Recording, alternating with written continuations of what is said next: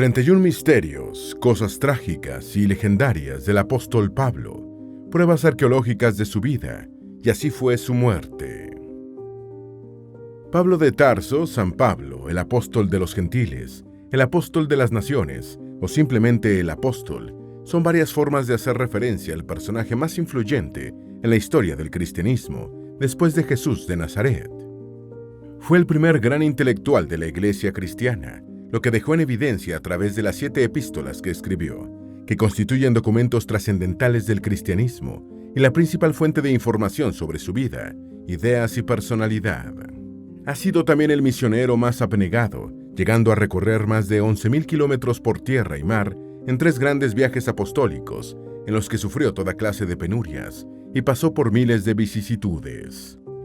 Como este ciudadano romano que perteneció al grupo de los fariseos, los mortales enemigos de Jesús, y que persiguió a los seguidores del Nazareno en su juventud, se hizo cristiano. ¿Cómo fue su agitado apostolado y su violenta muerte?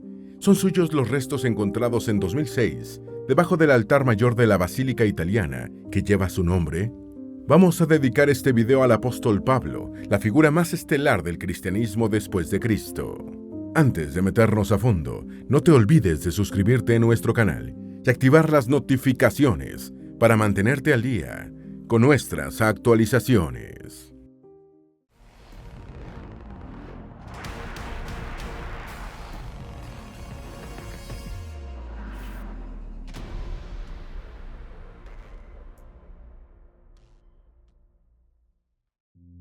Número 1. Era ciudadano romano. Sacando cuentas con algunos datos contenidos en sus epístolas, se estableció que Pablo fue contemporáneo de Jesús, quizás entre 5 y 10 años más joven, por lo que su fecha de nacimiento ha sido ubicada entre los años 5 y 10 del primer siglo de la era común. Según Lucas, nació en el seno de una familia judía en Tarso, entonces ciudad capital de la provincia romana de Cilicia, en la costa sur de Asia Menor, cuyos habitantes tenían la ciudadanía romana. Su nombre judío fue Saulo, que significa llamado o invocado. En sus epístolas se llamaba a sí mismo Paulos, el equivalente griego de su nombre romano Paulus, que quiere decir pequeño o exiguo, aunque sin relación con la contextura física o el carácter. Número 2. Sus epístolas son la principal fuente de información sobre su vida. Pablo es conocido fundamentalmente a través de 2 fuentes, sus cartas auténticas y el libro de los Hechos de los Apóstoles. Pablo escribió 7 epístolas en la década de los años 50 del siglo I, que son las fuentes más fiables sobre su personalidad y sus ideas religiosas. Estas fueron según su probable orden cronológico.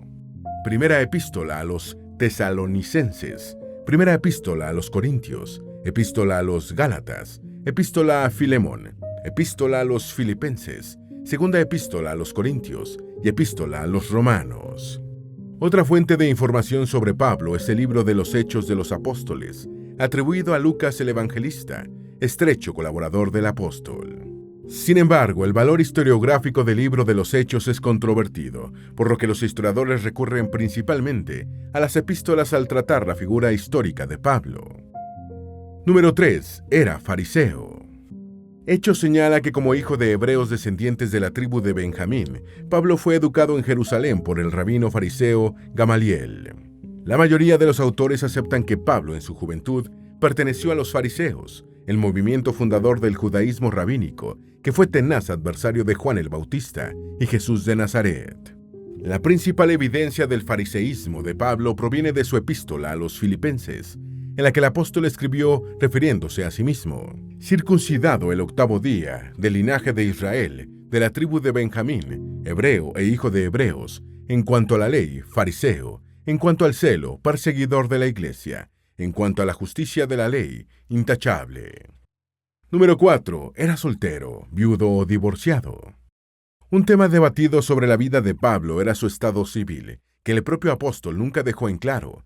La primera epístola a los Corintios da a entender que no estaba casado cuando la escribió, pero eso no aclara si era célibe, viudo o divorciado. Algunos historiadores creen que había estado casado y enviudó, principalmente porque el matrimonio era un mandato divino en el judaísmo rabínico. También es posible que se haya separado de su presunta esposa en virtud del privilegio paulino, cuyas bases fueron sentadas por el mismo Pablo. Este permite la ruptura del vínculo matrimonial cuando uno de los cónyuges es infiel a la fe cristiana y no se aviene a una vida pacífica. Número 5. ¿Conoció personalmente a Jesús? Otro tema controversial sobre Pablo es si conoció personalmente a Jesús. Existe un relativo consenso entre los especialistas en que las dos figuras más influyentes en la historia del cristianismo nunca se encontraron, ya que el apóstol no lo mencionó en ninguna de sus epístolas. Ciertamente resulta casi insólito pensar que de haberse producido un encuentro de tanta entidad, Pablo no lo haya consignado en ninguna de sus cartas. Los que defienden que probablemente se conocieron señalan que también parece muy extraño que habiendo estado Pablo en Jerusalén en su juventud, no hubiese conocido al Nazareno. Es posible que se vieran físicamente, pero nunca hablaron, ya que Pablo era defensor del judaísmo en vida de Jesús. Número 6. Según Hechos, aprobó la lapidación del apóstol Esteban y fue perseguidor de cristianos. Según Hechos, el primer contacto de Pablo con los cristianos se produjo en Jerusalén, específicamente con el grupo judío helenístico de Esteban. El futuro San Esteban fue lapidado en Jerusalén en el año 34, y Pablo presenció y aprobó la ejecución del protomártir cristiano. Hechos 8:1-3 dice: Saulo aprobaba su muerte. Aquel día se desató una gran persecución contra la iglesia de Jerusalén. Todos, a excepción de los apóstoles, se dispersaron por las regiones de Judea y Samaria. Unos hombres piadosos sepultaron a Esteban e hicieron gran duelo por él. Entretanto, Saulo hacía estragos en la iglesia, entraba por las casas, se llevaba por la fuerza a hombres y mujeres y los metía en la cárcel. Número 7. Se convirtió a la fe de Cristo en el camino de Damasco. Según Hechos, Pablo se dirigió a Damasco después de la lapidación de Esteban, viaje que los biblistas sitúan en el año 35. Hechos 9 relata la conversión así. Sucedió que, yendo de camino, cuando estaba cerca de Damasco, de repente le rodeó una luz venida del cielo. Cayó en tierra y oyó una voz que le decía: Saulo, Saulo, ¿por qué me persigues? Él respondió: ¿Quién eres, Señor? Y él: Soy yo, Jesús, a quien tú persigues. Pero levántate, entra en la ciudad y se te dirá lo que debes hacer. Número 8. Según sus palabras, tuvo una visión, no una conversión. Aunque el anterior episodio es generalmente referido como el de la conversión de Pablo, el apóstol nunca lo mencionó con esa palabra, sino que en 1 Corintios escribió que se trató de una visión. Esto es defendido señalando que para los judíos la conversión consistía en abandonar la idolatría para creer en un único Dios verdadero, y Pablo nunca había adorado ídolos paganos ni había llevado una vida disoluta. Además, el cristianismo como tal aún no existía en ese momento. Sin embargo, haya sido visión o conversión, a partir de ese momento, Pablo transformó su pensamiento y su comportamiento, según sus propias palabras. Número 9. Se encontró con Pedro en Jerusalén. Pablo comenzó su apostolado temprano en Damasco y Arabia, siendo perseguido por el rey nabateo Aretas IV, un hecho que se suele situar entre los años 36 y 39. Escapó a Jerusalén, donde habló con Pedro y Santiago el Justo, según refirió en la epístola a los Gálatas. Según Hechos, fue Bernabé quien puso en contacto a Pablo con los dos líderes del naciente cristianismo. Esta estancia en Jerusalén fue breve, ya que se vio obligado a huir de la ciudad para librarse de la persecución judía, y se dirigió primero a Cesarea Marítima y después a Tarso. Bernabé se le unió en su ciudad natal y juntos fueron a Antioquía, donde se habló por primera vez de cristianos para referirse a los seguidores de Jesús. Es posible que cristiano haya sido en principio un término despectivo. Número 10. Viajó más de 11.000 kilómetros en su labor misionera. El comienzo de los 3 viajes misioneros de Pablo se suele situar en el año 46. Según estimaciones, pudo haber recorrido más de 11.000 kilómetros por tierra y mar, por caminos y rutas difíciles y peligrosas, en los que pasó toda clase de vicisitudes. En 2 Corintios escribió: En peligros de muerte he estado muchas veces. 5 veces recibí de los judíos 40 azotes menos 1. Una vez fui azotado con varas, una vez fui apedreado, 3 veces padecí naufragio, un día y una noche pasé en el abismo. Viajes frecuentes, peligros de ríos, peligros de salteadores, peligros de los de mi raza, peligros de los gentiles, peligros en la ciudad, peligros en despoblado, peligros en el mar, peligros entre falsos hermanos, trabajos y fatigas, noches sin dormir, muchas veces, hambre y sed, muchos días sin comer, frío y desnudez. Número 11. Los paganos se mostraron más dispuestos que los judíos a acoger la nueva fe. El primer viaje misionero de Pablo comenzó cuando partió de Antioquía hacia Chipre, en compañía de Bernabé, que era chipriota. Recorrió Chipre desde Salamina hasta Pafos, ciudad en la que convirtió al procónsul romano Sergio Paulo. De Pafos, los misioneros se dirigieron por mar a la costa sur de Asia Menor Central y se internaron en la Anatolia centro-meridional. La táctica de Pablo era predicar entre los judíos, a los que creía mejor preparados para adoptar la nueva fe. Sin embargo, ante la resistencia de los hebreos, empezó a dar prioridad a los gentiles, y los paganos se mostraron más acogedores. Número 12. El procónsul Sergio Paulo fue su primer converso de alto perfil. Pablo y su colaborador, el apóstol Bernabé, conocieron al procónsul de Chipre, Sergio Paulo, durante su primer viaje misionero. Hechos 13 presenta al alto funcionario romano como un hombre inteligente que llamó a Bernabé y a Saulo y procuraba oír la palabra de Dios. Igualmente, el libro de los Hechos de los Apóstoles señala que Pablo convirtió a Sergio Pablo a la fe de Cristo antes de salir de Chipre en dirección a Antioquía de Pisidia. Se afirma que dejó ciego a Elimas, un mago que intentó impedir la conversión. Existen varias inscripciones del primer siglo que mencionan a Sergio Pablo, confirmando su existencia como personaje histórico. Su familia era de Antioquía de Pisidia y se cree que el procónsul pudo haberle pedido a Pablo que convirtiera también a sus parientes, por lo que la ciudad frigia fue el siguiente destino del apóstol. Número 13. El Concilio de Jerusalén, promovido por Pablo, fue fundamental para liberar al cristianismo de sus raíces judías. Después de su primer viaje apostólico, Pablo estuvo en Antioquía, donde surgió un debate sobre la circuncisión de los conversos, y el apóstol se dirigió a Jerusalén a realizar consultas en la ciudad. Cerca del año 50 tuvo lugar el Concilio de Jerusalén, en el que participaron Pedro, Pablo y Santiago el Justo, entre otros líderes cristianos.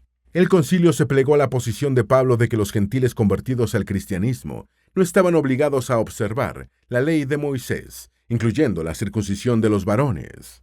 Este fue un momento crucial para el cristianismo, ya que empezó a mostrar un perfil propio como religión, diferenciándose claramente del judaísmo. Número 14. Fundó la primera iglesia cristiana de Europa en Macedonia. En su segundo viaje misionero, Pablo partió de nuevo de Antioquía, esta vez con Silas como principal acompañante. Recorrió Galicia, Misia y Troade, donde se le unió Lucas. Luego tomó rumbo a Europa y fundó la primera iglesia cristiana europea en Filipos, Macedonia, donde fue azotado y encarcelado por el pretor romano.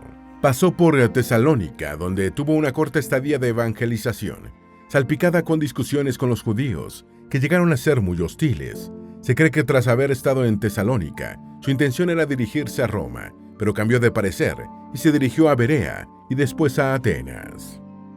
Número 15. Tuvo una breve estancia en Atenas.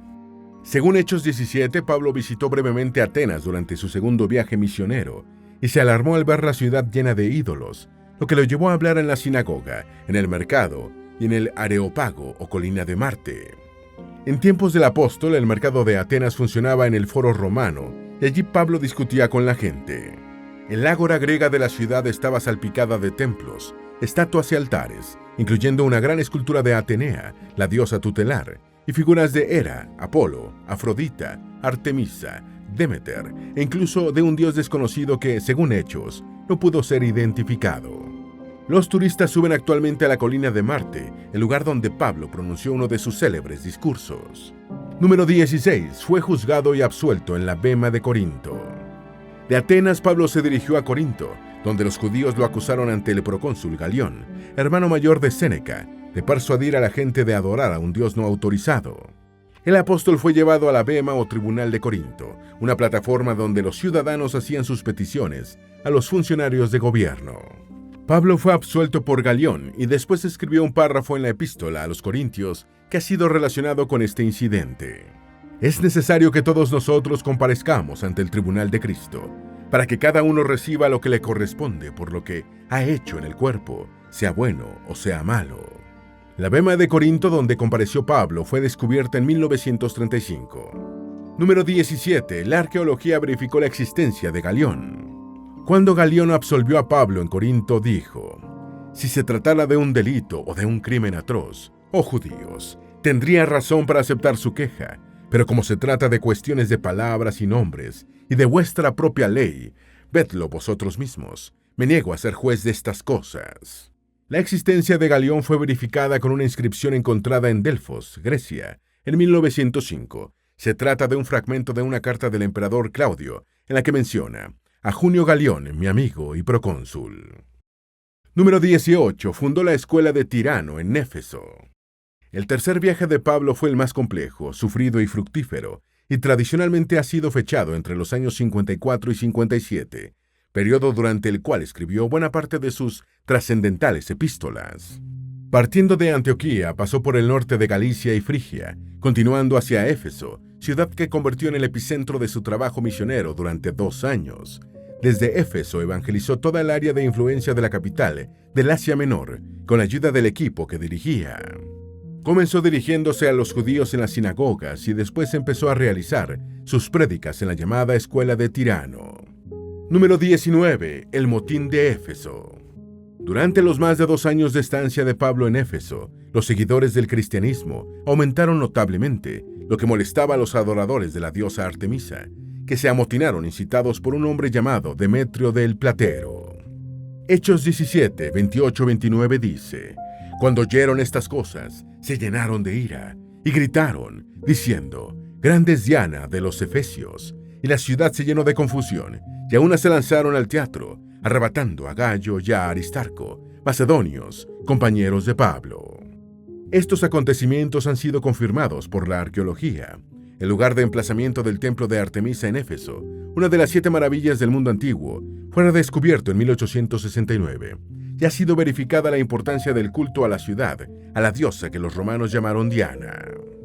Número 20. Tuvo que acudir de urgencia a Corinto, donde la iglesia cristiana amenazaba con desmoronarse. Durante esta etapa, a Pablo le llegaron noticias sobre serios problemas surgidos en las iglesias cristianas de Corinto, caracterizados por diferencias doctrinales, prácticas de fraccionalismo y otros escándalos de los que se supo por sus cartas. Incluso el apóstol resultó agraviado en Corinto por sus propios compañeros de fe y tuvo que enfrentar asuntos delicados como relaciones incestuosas y el ejercicio del trabajo sexual por parte de las mujeres en el seno de la comunidad cristiana. Número 21. Conoció al edil Erasto en Corinto. Pablo escribió la epístola a los romanos en Corinto y en ella saluda a Erasto, al que llama tesorero de la ciudad. Según confirmó un descubrimiento arqueológico, Erasto era edil, un funcionario electo que se encargaba de la dirección de las obras públicas de la ciudad, como edificios, mercados y carreteras, construidas con fondos del gobierno. En 1929 fue descubierto en Corinto un gran adoquín cerca del teatro, fechado a mediados del siglo I, que dice: Erasto, a cambio de su edilidad, colocó el pavimento a sus propias expensas. Las letras de la inscripción tienen 18 centímetros de alto y en algún momento estuvieron rellenas de bronce, aunque actualmente están huecas. Varias evidencias apuntan a que el Erasto que menciona Pablo en su epístola era el edil. El apóstol lo llama tesorero de la ciudad. La evidencia arqueológica es del momento correcto, y Erasto era un hombre poco común. Número 22. La epístola a los romanos fue la última y la de contenido teológico más importante.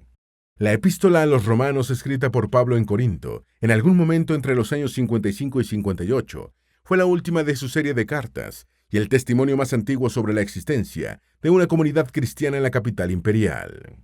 Llamada simplemente Romanos, esta epístola paulina es la más larga y está calificada como el legado teológico más importante del apóstol. El erudito alemán Günther Bockmann la calificó como el testamento de Pablo. Entretanto, el apóstol comenzó una colecta para entregarla a los pobres de Jerusalén cuando realizara el viaje que tenía proyectado a la ciudad. Pablo era consciente de que su viaje a la ciudad más importante del judaísmo estaba lleno de peligros. La fe que difundía se estaba expandiendo aceleradamente a expensas de antiguos fieles judíos y paganos, y la hostilidad estaba asegurada. Número 23. Los caminos romanos que recorrió. La Roma imperial gastó enormes sumas de dinero para construir su magnífico sistema de caminos, por los que desplazaban sus legiones para conquistar el mundo. En la época de Diocleciano, cerca del año 300 de la Era Común, se estima que Roma contaba con 85.000 kilómetros de carreteras. Aunque el Nuevo Testamento no da mucha importancia a los caminos romanos, estos también sirvieron a Pablo para ir de un lugar a otro en su larga e intensa labor misionera. difundiendo la religión cristiana. El arqueólogo y erudito del Nuevo Testamento, Sir William Mitchell Ramsay, escribió: los caminos romanos probablemente estuvieron en su mejor momento durante el primer siglo después de que Augusto puso fin a la guerra y el desorden. Así, San Pablo viajó en el periodo mejor y más seguro. Número 24. Los funcionarios romanos de nombres raros que conoció. A los romanos les gustaba diferenciar bien a sus funcionarios con los nombres de los cargos, y tenían una gran cantidad de denominaciones, incluyendo los politarcas y los asiarcas. Los politarcas eran magistrados municipales, mientras que los asiarcas ejercían también una magistratura en el área de juegos y espectáculos públicos. A lo largo de su apostolado, Pablo interactuó con varios de estos personajes, y el evangelista Lucas, que viajaba con él, anotó detalladamente sus conversaciones, incluyendo los raros nombres de los funcionarios. La arqueología después confirmó la precisión de las notas del evangelista y colaborador de Pablo. Se han encontrado inscripciones en más de 40 ciudades asiáticas que pertenecieron al Imperio Romano en las que se mencionan los asiarcas. Estas datan de algunas décadas después de la muerte del apóstol, y una de Éfeso contiene una lista de 106 personas que fueron asiarcas. Número 25. El incidente en el Templo de Jerusalén. Cuando Pablo estuvo por última vez en Jerusalén, unos judíos lo acusaron de que había introducido a gentiles griegos en los patios interiores del templo. Los no judíos y los ritualmente impuros solo podían llegar hasta la corte de los gentiles, dentro del complejo del templo. Josefo mencionó las diferentes señales de advertencia colocadas en el recinto interior, en diferentes idiomas, incluyendo griego y latín, que prohibían a los no autorizados transponer ese punto, bajo pena de muerte. Una de estas señales de alerta, escrita en una piedra caliza, fue descubierta por el arqueólogo francés Charles Clermont Jr. en 1871, y dice: ningún extranjero debe entrar dentro de la barandilla y al recinto alrededor del templo, y quien sea atrapado será responsable ante sí mismo de su muerte posterior. Número 26. Fue salvado de la muerte por un funcionario romano. Durante la revuelta que se produjo en medio del incidente, Pablo estuvo a punto de ser asesinado por los judíos, pero fue rescatado y arrestado por el tribuno de la cohorte romana, asentada en la fortaleza Antonia. Fue llevado ante el Sanedrín, donde se defendió tan hábilmente que ocasionó una disputa entre fariseos y saduceos por sus diferencias en cuestiones de fe.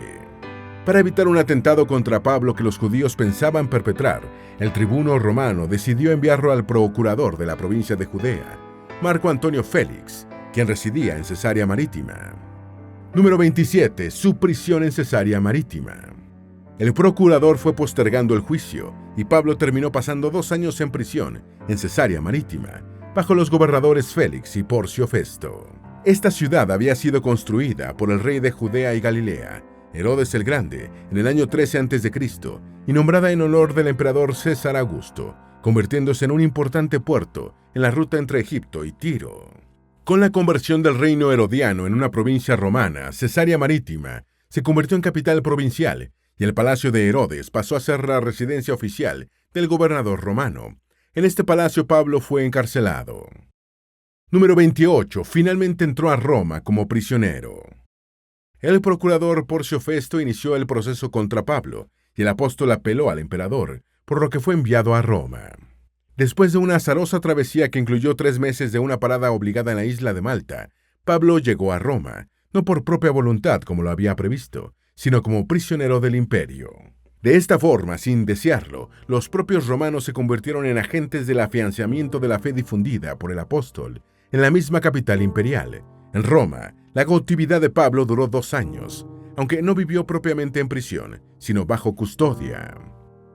Número 29. Existe consenso en que murió en Roma en forma violenta. No está claro si después de su arresto domiciliario se produjo su liberación y Pablo realizó algún otro viaje apostólico. Una versión señala que durante su última etapa en Roma, el apóstol visitó la ciudad de Tarragona, en la península ibérica. Las circunstancias de la muerte de Pablo tampoco están muy claras, y el libro de los Hechos no abordó el tema. Tanto la tradición cristiana como los análisis historiográficos y exegéticos coinciden en que Pablo murió en Roma en circunstancias violentas durante el reinado de Nerón. Ignacio de Antioquía, discípulo de Pablo, consignó en una carta posiblemente de la primera década del segundo siglo que el apóstol murió martirizado. Número 30. Presuntamente murió decapitado. Respecto a la fecha de muerte, la tradición señala que se produjo aproximadamente en la misma época que la de Pedro, en torno al año 64, o quizás hasta 3 años más tarde.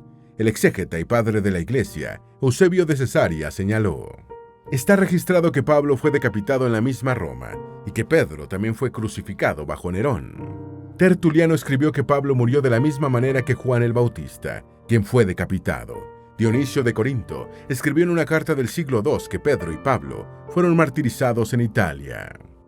Número 31. En 2006 fueron encontrados unos restos que pudieran ser los suyos. El presbítero Caius testimonió a finales del siglo II o principios del III que Pablo fue sepultado en la vía Ostiensis, que comunicaba y comunica Roma con Ostia. En el trayecto se encuentra la Basílica de San Pedro Extramuros, erigida en el lugar donde, según la tradición, el apóstol fue enterrado. En 2006 fueron encontrados debajo del altar mayor de la basílica restos humanos fechados por carbono 14 entre los siglos I y II. La tumba con un sarcófago de mármol data de cerca del año 390. Aunque no existen pruebas concluyentes, el Papa Benedicto XVI manifestó su convicción de que los restos encontrados son los del apóstol Pablo. El cristianismo cuenta actualmente con más de 2.400 millones de fieles, el grupo de religiones con mayor número de seguidores, representando el 30% de la población mundial. El principal artífice de ello fue el apóstol Pablo. Esperamos que este video te haya sido útil. Si tienes algo que agregar, por favor, compártelo con nosotros en la sección de comentarios. Dale me gusta a este video y envíale el enlace a tus familiares y a tus mejores amigos para que también sepan más de los 31 misterios, cosas trágicas y legendarias del apóstol Pablo, pruebas arqueológicas de su vida y cómo fue su muerte. Si eres nuevo en nuestro canal, no olvides suscribirte. No se te olvide seguirnos en todas nuestras redes sociales, que van a estar aquí abajo en la descripción. Recuerda, un pueblo que no conoce su historia está condenado a repetirla.